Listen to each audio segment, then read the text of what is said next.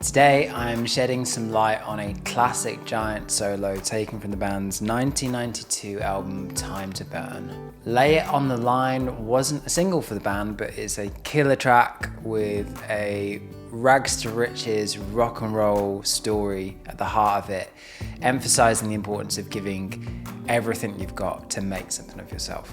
Now, this solo begins fairly modestly, but it quickly goes into overdrive, and in the middle section of the solo, it goes into this lightning fast repeated lick. Now, because this section of the solo uses the intervals on the top two strings of the 12th position E minor pentatonic box shape, you'll be forgiven for thinking that this was just really fast hammer-ons and pull-offs. However, as the lick progresses and the intervals gradually widen beyond even a Paul Gilbert level of stretching, it becomes apparent that there is something else going on. Now, there isn't an abundance of giant live footage online anyway, and that is even more so the case with this particular track. However, when I did manage to track down one video where it's very pixelated, but we can see it's Dan and we can see what he's doing, we can see that he is in fact finger tapping. Historically, this type of tapping wasn't something that Dan overused. We see him doing a lot of bends where he's tapping a note higher up the neck. We do occasionally see him doing tapping in the more conventional sense, but it tends to be part of these fluid, fast legato scale lines rather than a repeated sequence in the kind of Eddie Van Halen vein. In fact, I'd go as far as to say that Lay It on the Line is the most Van Halen example of Dan's tapping that we can find. We certainly know that Dan has a great appreciation for Eddie Van Halen. We hear him and Tom Bukovac talking about this in a recent homeschooling episode, which Tom put up. So, did you ever get to meet Eddie back in the day? Did you ever meet him? No, but I had a nice, when we put out our first record, Giant, our first song had a minute-long guitar solo intro. And he commented through people that I knew. That Really? That he really liked that record.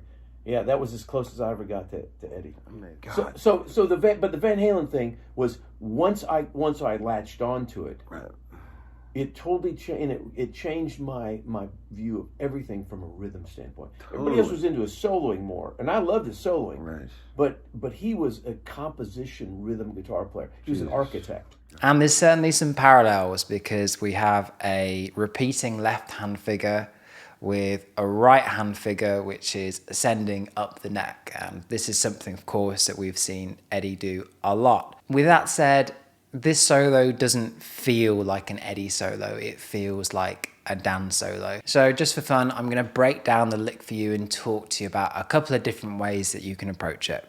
As always, the first thing to acknowledge here is the context of what we're doing. So at this part in the track, we have this ascending progression, which is all power chords. It's E5, F sharp 5, G5, and there is always a lick at the end of the phrase, but it's kind of implied that there is an A underneath it. This is a classic rock progression. It has a great sense of mounting tension, and even though we don't have any thirds played within these chords, we can assume, kind of just by its character, that what we're probably dealing with is E minor, F sharp minor, G major, and A major. Now, I'm forever haranguing you guys about how important I think it is to analyze the context of what you're playing over.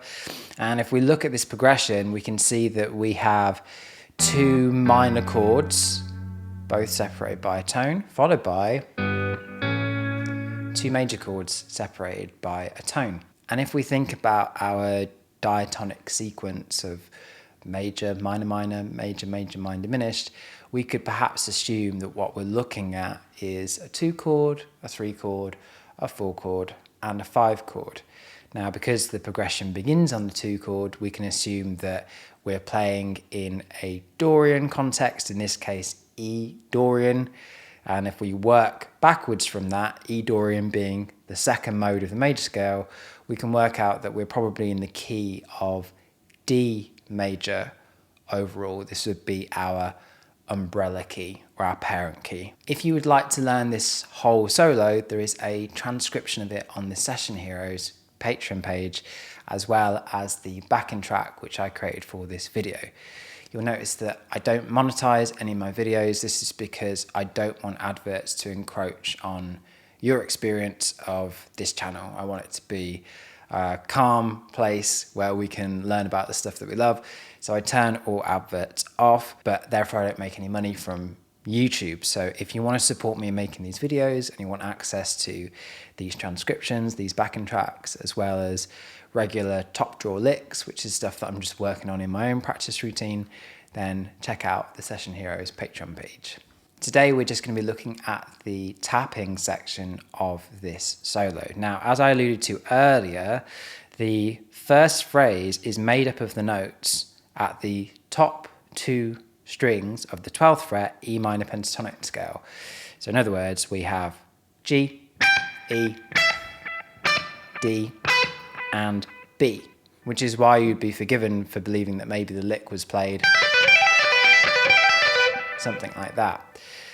However, that's not how we're playing it. We are going to have our left hand situated between the 7th and the 12th fret of the top string. So index finger resides at the 7th fret, middle finger stretches up to the 10th, and little finger stretches up to the 12th, all on the high E string. This facet of the lick stays the same throughout. The only thing that changes is the note that we are tapping with the right hand. The first note that we tap is the G at the 15th fret of the high E string. So we have G, E, D, B. When you're tapping with your right hand, it's worth bearing in mind that the motion should be akin to that of a pull off. Now, some people think of a pull off as being simply the reverse of a hammer on, but what that gives you is very weak sounding pull offs. What we actually have to do is grip the string with the finger and then pull it off, creating a bit of friction and therefore a bit of volume.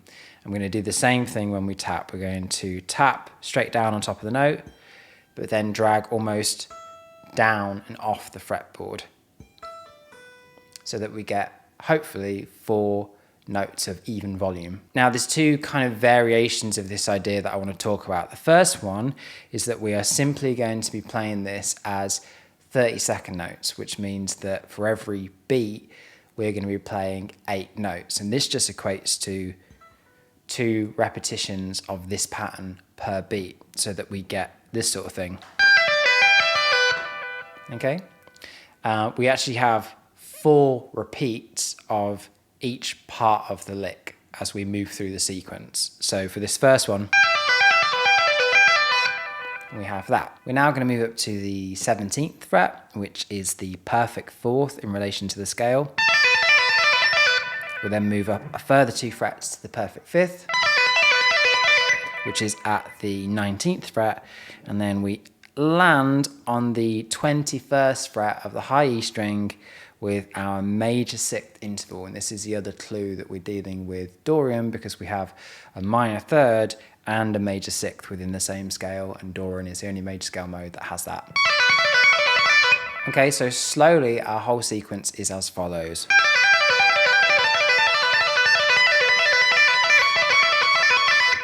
Now, one thing we haven't spoken about so far is the variations within the pattern. When Dan does this, it is not exactly the same lick repeating all the way through. He adds in variations, and the variations are not actually completely consistent as to when he does them. What I did for the sake of this video was average them out and do the variation every other time I repeat the pattern to make it easier for you guys to memorize and internalize. When Dan does this live, when Dan does this in the studio version, he puts these in slightly different places. It seems that the live version is pretty close to the way that I did it in the intro, and that's what I'm going to explain to you now. Now, as I stated a minute ago, we're doing 30-second notes, so 8 notes per beat. However, what we're now going to do is double up the tap every other time we repeat the pattern, and this is going to be dropping down another subdivision. So technically, I suppose it's kind of 64th notes, but it's so fast that it's kind of hard to quantify exactly what subdivision we're on at this point. But if we were to do it really slowly, it would sound like this.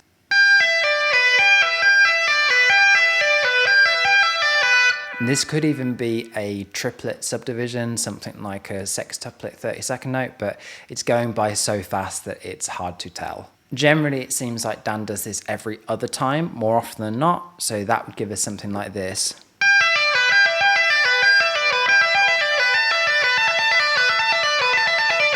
And at tempo,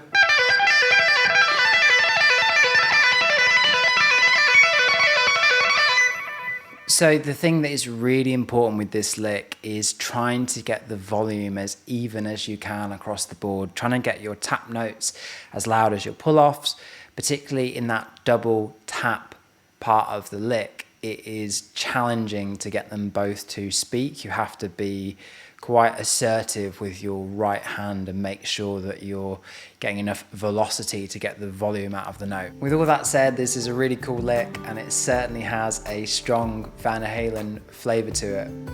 If you have enjoyed this lesson and would like to see more like it, please subscribe to this channel, drop me a comment, let me know if you enjoyed this video, and I will look forward to seeing you guys really soon. Take care. Bye bye.